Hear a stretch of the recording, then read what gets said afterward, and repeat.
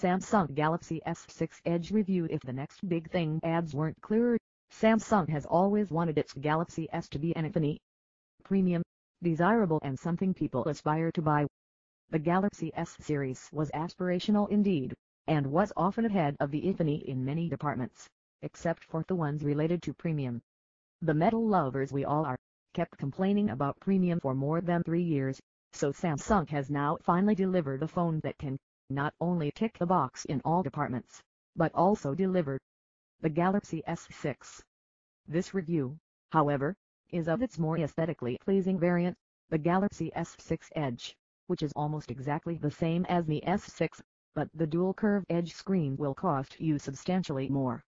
Let's find out why and a lot more.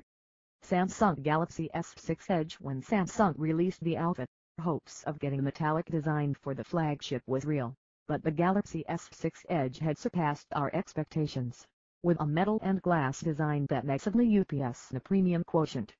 There is glass on both the sides of the smartphone now, the first for the Galaxy series.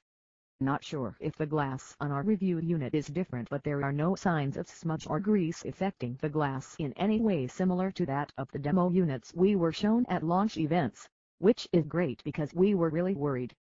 Even the gloss in the sapphire black layer under the glass seems more understated than it was at the events. This toning down has helped the S6 Edge achieve its sleek look.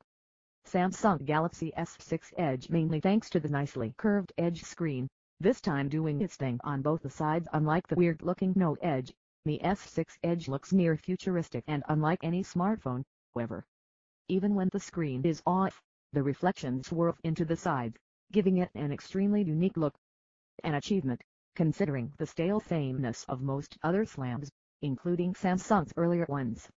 Samsung Galaxy S6 Edge. Again, unlike the Note Edge, the screen does not extend as much into the back, and leaves a thin strip of metal to separate it from the glass, well enough to accommodate narrow buttons for volume on the left side and power flash lock on the right. These buttons are surprisingly responsive and clicky. Samsung Galaxy S6 Edge. That applies to the new home button too, which also houses a brand new fingerprint sensor that brings functionality on par with the infinite's Touch ID. You don't need to swipe your finger on it anymore, just a soft touch with your designated finger will do. It changes the experience in software too, but more on that later. Samsung Galaxy S6 Edge. With the display curving along with the glass, the device, naturally, is narrower, which adds to the slick look. But here's the catch. The thin metallic strip, which is thicker at the top and bottom, is too soft. There is not enough grip for you to confidently hold the device, like say, when you are walking. If you have a case of occasional dry hands like me, forget about not consciously holding the phone tight, which the thin strip of metal makes harder. The glass bits also seem pretty strong, which I realized after dropping the phone once, from a seated position. There was no damage, thankfully. The S6 Edge is slightly thicker than the S6, at 7.0 mm versus 6.8 mm, making sure there is enough space for the thin metal strip. Also thin is the bezel, which creates the edge-to-edge look of the display.